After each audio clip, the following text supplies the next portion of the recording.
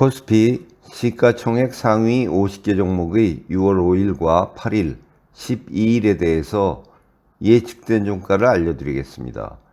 이번 주 상승 예측 종목은 금호석유와 KB금융, 아모레퍼시픽이고요. 하락 예측 종목은 SK바이오팜입니다. 네이버는 6월 12일 20만 3천원보다 낮을 것으로 예측이 됐고요. 포스코홀딩스는 6월 12일 37만 1천원보다 높을 것으로 예측이 됐습니다.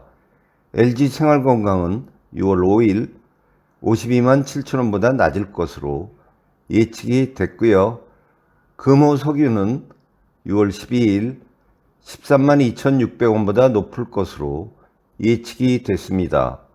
KB금융은 6월 12일 49,300원보다 높을 것으로 예측이 됐고요.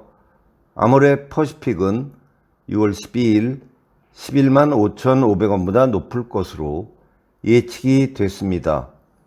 S-OIL은 6월 5일 72,200원보다 낮을 것으로 예측이 됐고요.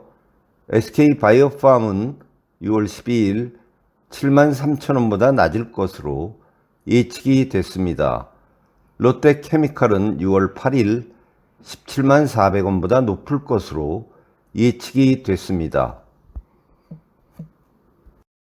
이어서 코스닥 시가총액 상위 50개 종목의 6월 5일과 8일, 12일에 대해서 예측된 종가를 알려드리겠습니다. 이번 주 하락 예측 종목은 원익 IPS와 KMW, 고용과 PI 첨단 소재입니다. 셀트리온 제약은 6월 12일 87,900원보다 높을 것으로 예측이 됐고요. LNF는 6월 12일 26만 1,500원보다 높을 것으로 예측이 됐습니다. 원익 IPS는 6월 8일 32,050원보다 낮을 것으로 예측이 됐고요. KMW는 6월 8일 18,520원보다 낮을 것으로 예측이 됐습니다. 네이처셀은 6월 5일 1,300원보다 높을 것으로 예측이 됐고요. 고용은 6월 12일 13,580원보다 낮을 것으로 예측이 됐습니다. PI 첨단 소재는 6월 8일 33,000원보다 낮을 것으로 예측이 됐고요. 동진 세미캠은 6월 12일 36,800원보다 낮을 것으로 예측이 됐습니다. 삼천당제약은 6월 5일 62,000원보다 높을 것으로 예측이 됐고요. 덕산네올룩스는 6월 5일 45,800원보다 낮을 것으로 예측이 됐습니다.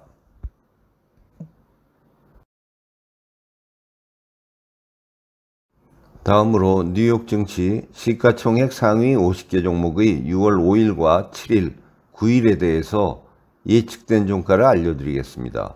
이번 주 상승 예측 종목은 버라이전과 앱비고요.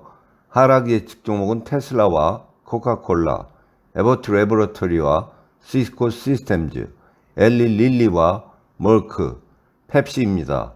테슬라는 6월 7일 193.17달러보다 낮을 것으로 예측이 됐고요.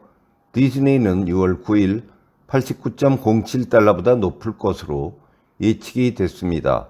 엔비디아는 6월 7일 389.46달러보다 높을 것으로 예측이 됐고요.